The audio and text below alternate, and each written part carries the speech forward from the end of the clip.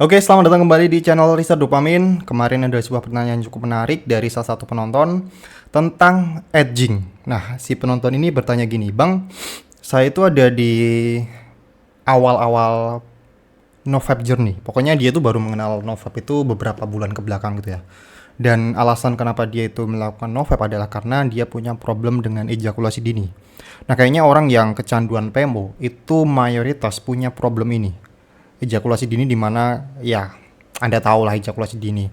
Dan ketika dia ada di tengah-tengah journey NoFap ini, dia membaca sebuah artikel tentang bagaimana cara mengatasi ejakulasi dini. Nah, salah satunya adalah dengan teknik edging. Kalau yang belum tahu apa itu edging, jadi kayak edging tuh sebuah aktivitas stimulasi seksual tapi nggak sampai keluar. Pokoknya kalau misalnya udah mau keluar, udah kerasa kayak enak banget itu, ditahan, tunggu sampai reda, kemudian mulai lagi.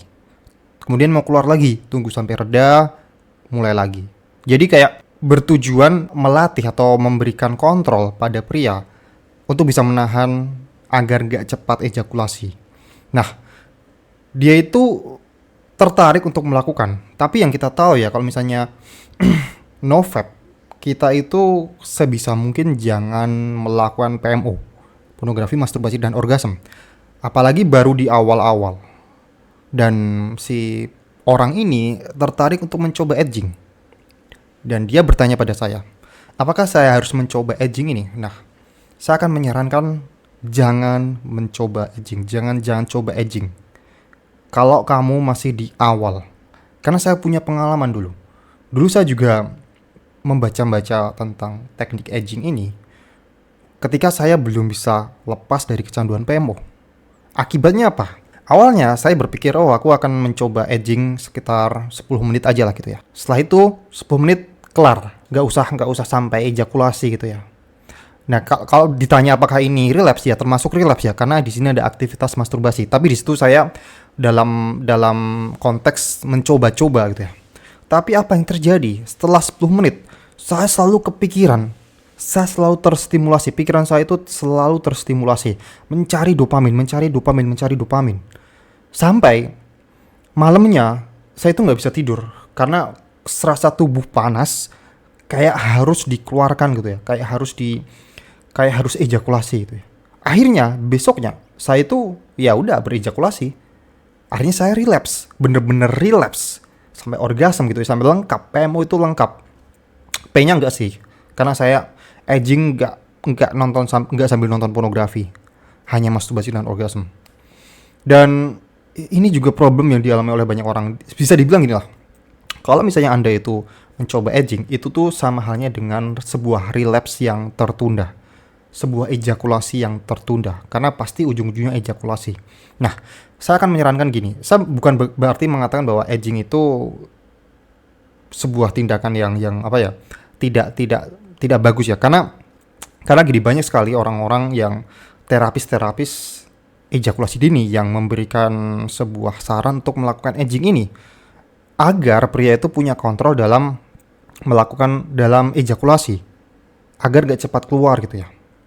Nah, problemnya orang-orang yang kecanduan PMO itu problemnya pornografi, masturbasinya. Problem paling besar adalah tindakan adiktifnya. Problemnya adalah orang-orang ini yang kecanduan PMO itu menyukai dopamin instan. Nah, bagi orang-orang yang punya problem PMO ini, saran saya, bereskan terlebih dahulu problem PMO-nya. Baru berpikir kalau misalnya pengen terapi dengan edging tadi. Cari tahu, riset terlebih dahulu, tanyakan pada orang yang memang tahu, pada terapis, bagaimana cara melakukan dengan aman. Yang jelas jangan menggunakan pornografi. Tapi kalau di awal-awal NoFap journey, saya sarankan jangan pernah melakukan edging, karena ini adalah jebakan gitu ya. Ini ada sebuah jebakan. Karena lagi-lagi kita akan kembali pada siklus mencari dopamin instan itu ya. Ini yang menjadi problem besar orang-orang kebanyakan kayak gini. Pornografinya, masturbasinya, orgasmenya, PMO-nya gitu lah. Ini harus dibereskan terlebih dahulu sampai katakanlah udah mulai nyaman, udah mulai tidak tergantung lagi dengan PMO. Dalam konteks ini, ketergantungan itu tuh terjadi ketika orang itu katakanlah sedang stres, orang itu kesepian, orang itu punya masalah sedikit saja lari ke PMO. Nah, itu bisa dibilang itu kecanduan. Bisa dibilang itu udah ketergantungan. Nah, kalau misalnya udah bisa lepas dari aktivitas tersebut, udah bisa melepaskan dari ketergantungan tersebut, katakanlah, mungkin Anda dulu setiap hari melakukan PMO untuk pelampiasan stres. Atau kalau mau tidur harus PMO terlebih dahulu. Itu baru ketergantungan, itu kecanduan parah. Tapi katakanlah kalau misalnya Anda itu udah bisa mengurangi dampak dari PMO, tidak ketergantungan lagi, barulah Anda mencoba untuk menyembuhkan ejakulasi dini yang Anda derita dengan edging tadi.